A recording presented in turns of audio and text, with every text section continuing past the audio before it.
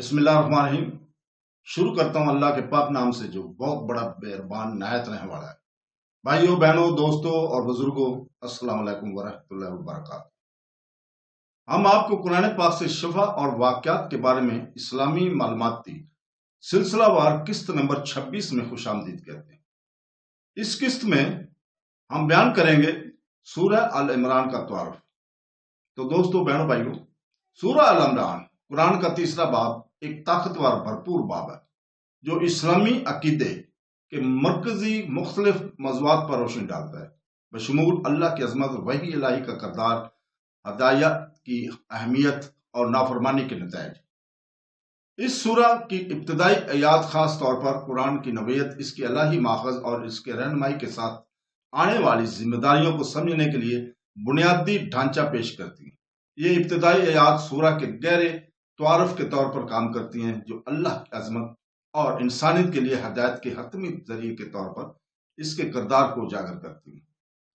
दोस्तों, बहनों, भाइयों, सूरह का आगाज आयत अल्फ लाम मीम से होता है जो अरबी हरूफ का मजमुआ है जिसे मक्ता कहा जाता है, जो कुरान के मुख्तलिफ हिस्सों में ज़ाहिर होते हैं और कुरानी असलूब का एक हिस्सा समझे जाते हैं जो मतन के असरार और मोजज़ाना नवीयत पर जोर देता है। इन हरूफ का असल सही मफ़हूम सिर्फ अल्लाह ही को मालूम है और ये कुरान की इलाही असल की याद दहानी के तौर पर काम करता है। इन हरूफ से शुरू होने से सूरह फौरी तौर पर कुरान के इर्द गिर्द हैरत और असरार के एहसास को उभारती है, इस तसव्वुर को तक़वियत देती है कि वही आसमानी है और इंसानी समझ से बाहर है।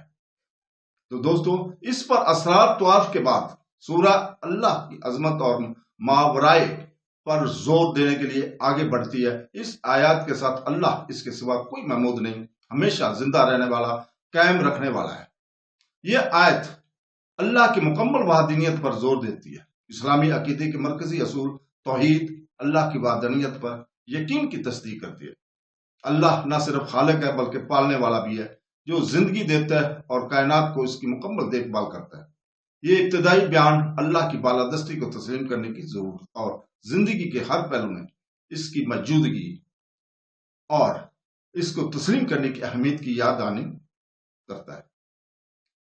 ये अल्लाह ही है जो जिंदगी देता है और कायनात को कंट्रोल करता है और मखलूक की हर चीज इसकी मर्जी से चलती है। आयत का अगला हिस्सा कुरान को इंसानियत के लिए हदायत की किताब के तौर पर बयान करता है।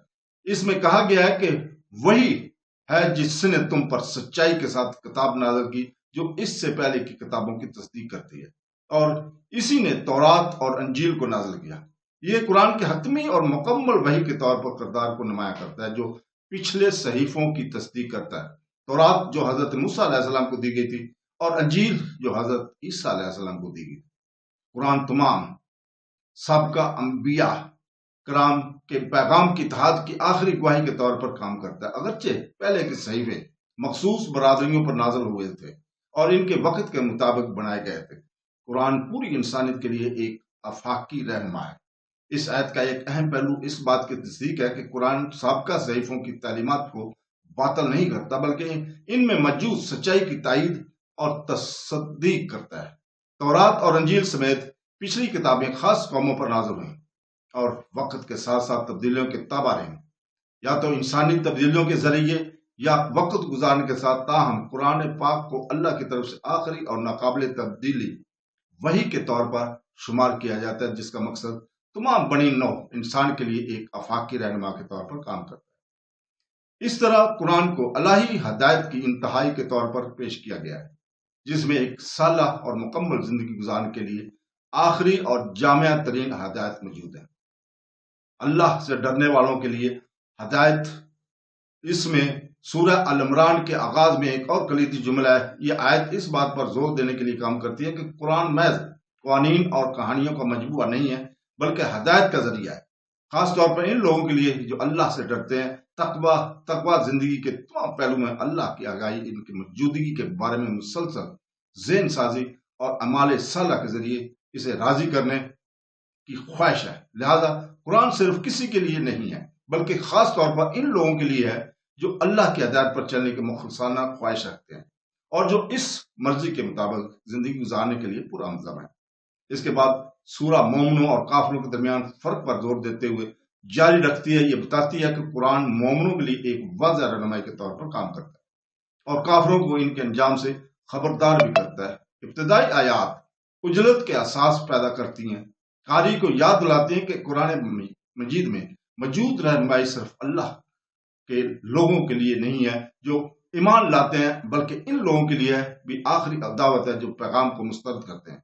यह आयात कुरान की एक जामिया जिंदा मतन के तौर पर काम करती हैं जो अफराद और मुआशरे को दरपेश इखलाकी और रूहानी मसाइल का हल पेश करती है। एक अहम मौजू जो सूरह अल-इमरान की इब्तिदाई आयात में उभरता है वो है रहमत का जरिया और तंबीह के जरिए कुरान का दौरा करदार सूरह इस ख्याल को बयान करती है कि अल्लाह की हिदायत इंसानियत के लिए लामहदूद रहमत और मोहब्बत के साथ पेश की जाती है।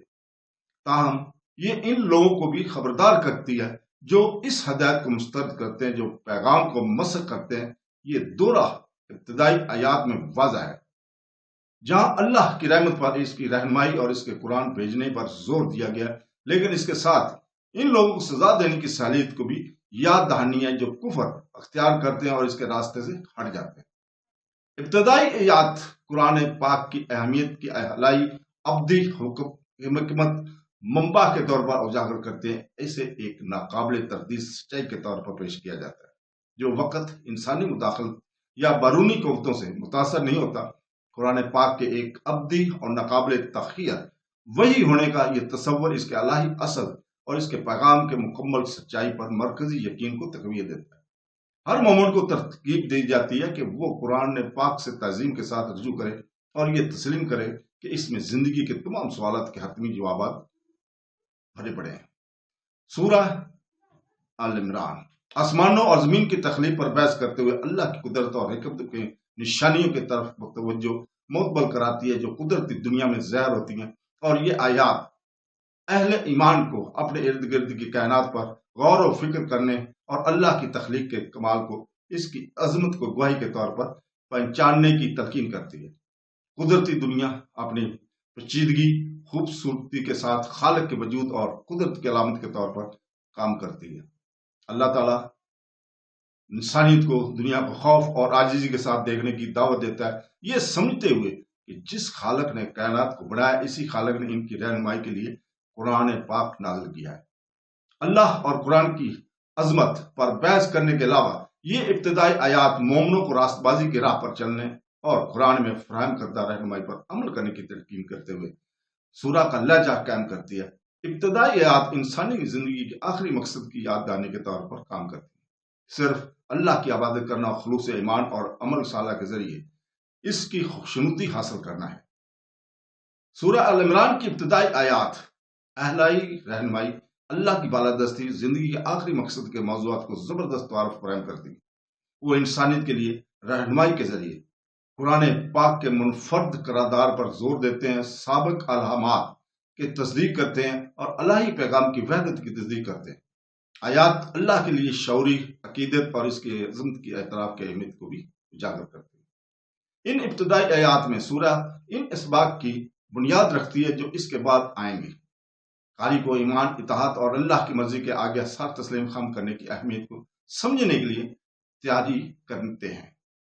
तो दोस्तों, इसके साथ ही हम कल तक आपसे इजाज़त चाहते हैं और अल्लाह ताला से दुआ करते हैं कि वो हमें कुरान और हदीस के अहकाम पर अमल करने की तौफीक अता फरमाए। आमीन सुम आमीन। अल्लाह हाफ़िज़।